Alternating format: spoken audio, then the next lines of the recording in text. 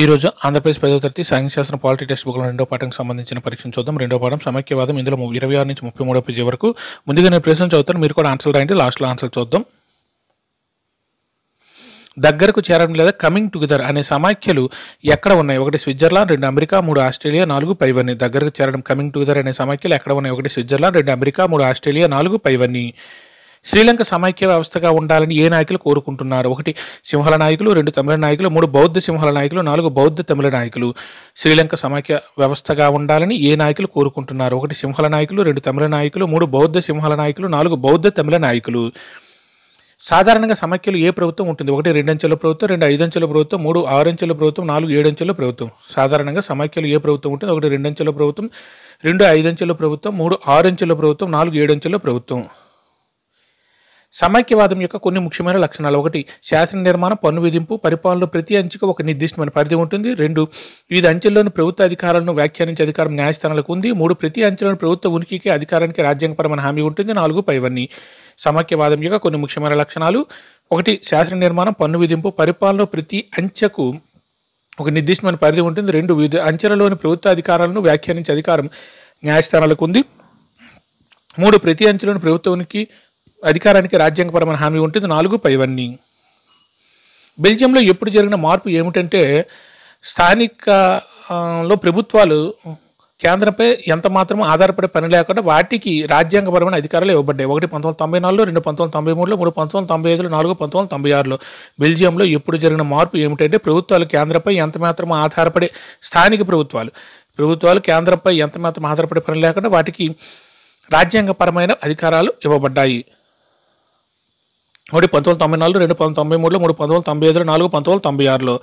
ఏ వ్యవస్థలో అయితే ప్రభుత్వం కేవలం ఒకే స్థాయిలోనైనా ఉంటుంది లేదా ఉపవిభాగాలు కేంద్ర ప్రభుత్వ ఆధీనంలోనే ఉంటాయి? 1 ఏకకేంద్ర వ్యవస్థలు, 2 సమాఖ్య వ్యవస్థలు, 3 సరళ కేంద్ర వ్యవస్థలు, 4 లౌకిక కేంద్ర వ్యవస్థలు. ఏ వ్యవస్థలో అయితే ప్రభుత్వం కేవలం ఒకే స్థాయిలోనైనా ఉంటుంది లేదా ఉపవిభాగాలు కేంద్ర ప్రభుత్వ ఆధీనంలోనే ఉంటాయి? 1 ఏకకేంద్ర వ్యవస్థలు, 2 సమాఖ్య వ్యవస్థలు, 3 సరళ కేంద్ర వ్యవస్థలు, 4 లౌకిక కేంద్ర వ్యవస్థలు.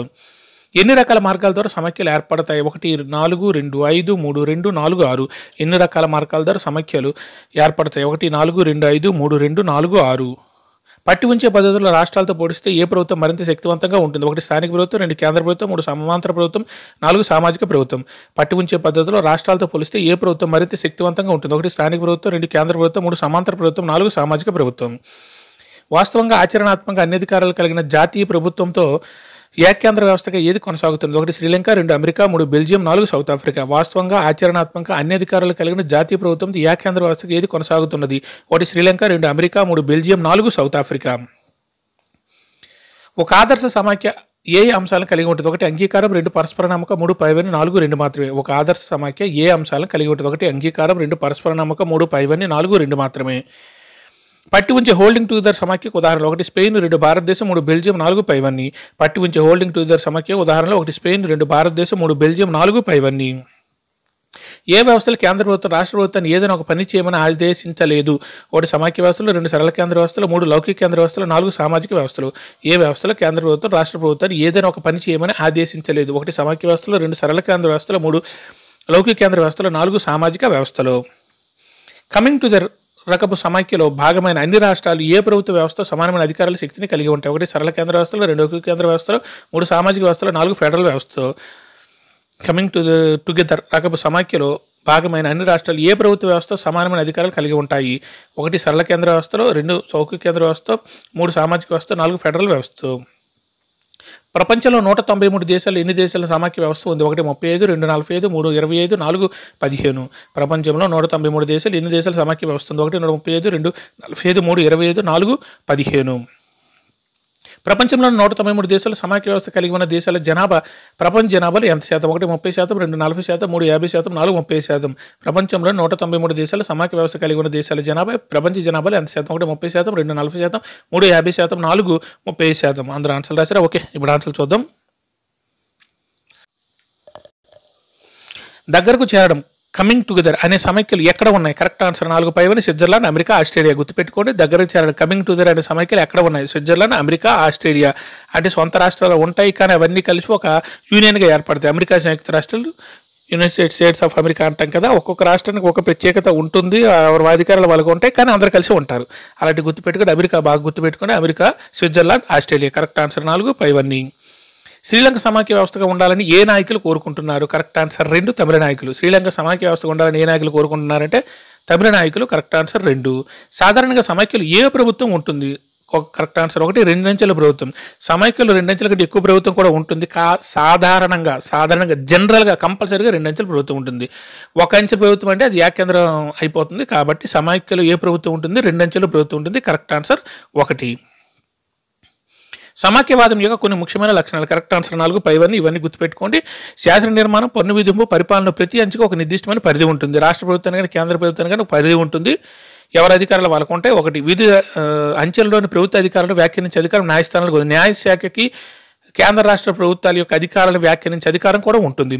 ప్రతి అంచెలోని ప్రభుత్వానికి అధికారానికి రాజ్యాంగపరమైన హామీ ఉంటుంది. ఏ రాష్ట్రానికి, ఏ కేంద్రానికి, రాష్ట్రానికి వాటి యొక్క ఉనికికి, వాటి యొక్క అధికారానికి రాజ్యాంగపరమైన హామీ ఉంటుంది. ఎందుకంటే కేంద్ర ప్రభుత్వం రాష్ట్ర ప్రభుత్వాలను ఆక్రమించుకొని వాళ్ళ అధికారాన్ని కొలదీయొచ్చు. దీనికి రాజ్యాంగపరమైన హామీ ఉంటుంది ఇలాంటివి జరగకుండా. కాబట్టి కరెక్ట్ ఆన్సర్ 4 పైవన్నీ. సమాఖ్యవాదం యొక్క కొన్ని ముఖ్యమైన లక్షణాలు ఇన్ని. మొత్తం 7 ఇచ్చారు, ఇక్కడ 3 మాత్రం ఇవ్వబడింది. గుర్తుపెట్టుకుని మిగిలిన కూడా. బెల్జియంలో ఎప్పుడు జరిగిన మార్పు ఏమిటంటే స్థానిక ప్రభుత్వాలు కేంద్రంపై ఎంత మాత్రం ఆధారపడే పని లేకుండా వాటి రాజ్యాంగపరమైన అధికారాలు ఇవ్వబడ్డాయి. Correct answer 2 1993. బెల్జియంలో 1993లో రాజ్యాంగంలో జరిగిన మార్పుల వల్ల ఏం జరిగిందంటే కేంద్రంపై ఎంత మాత్రం ఆధారపడి లేకుండా రాజ్యాంగపరమైన అధికారాలు ఇవ్వబడ్డాయి. ఎవరికి? స్థానిక ప్రభుత్వాలకి వాటికి అధికారాలు ఇవ్వబడ్డాయి. రాజ్యాంగపరంగా ఆంధ్ర ప్రభుత్వాలు వాటిపైన ప్రభావం చూపలేవు. ఇప్పటి నుంచి 1993 నుంచి. గుర్తుపెట్టుకోండి. బెల్జియంలో 1993 నుంచి. Correct answer 2. ఏ వ్యవస్థలు అయితే ప్రభుత్వం కేవలం ఒకే స్థాయిలోనైనా ఉంటుంది, లేదా ఉపవిభాగాలు కేంద్ర ప్రభుత్వ ఆధీనంలోనే ఉంటాయి?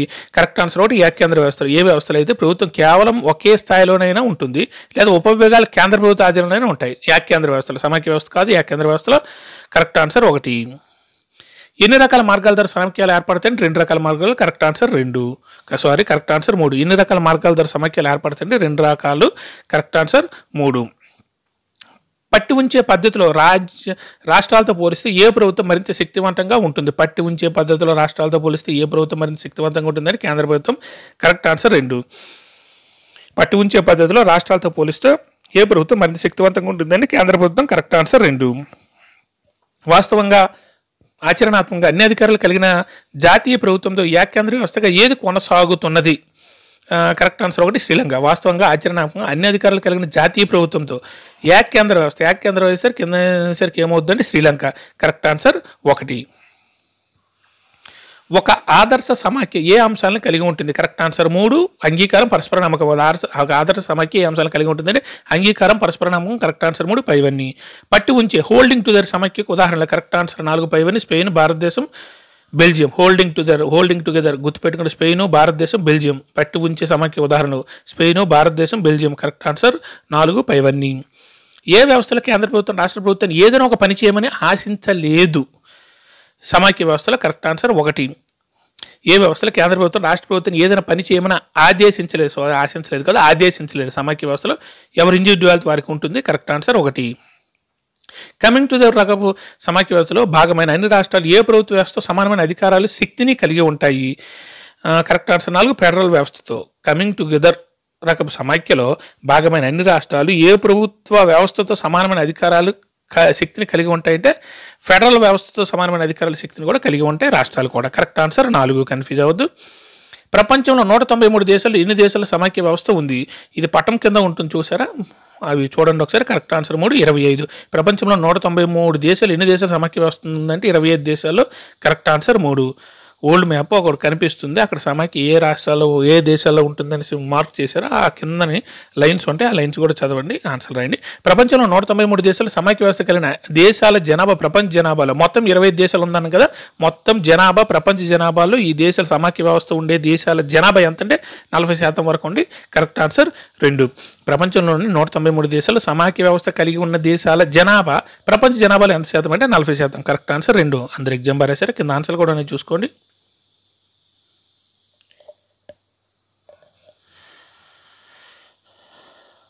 Thank you.